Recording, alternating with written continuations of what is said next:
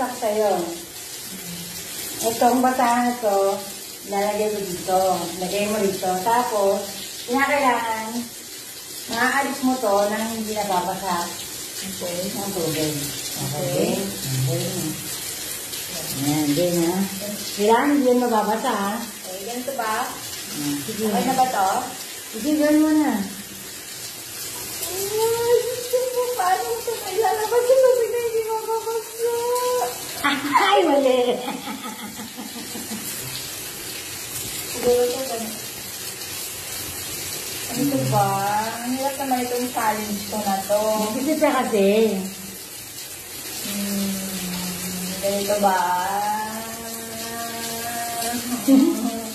Ay, ganito ba? Paano? Okay. Ano bang gagawin mo dito? Sa towel na to. Para hindi mabasa.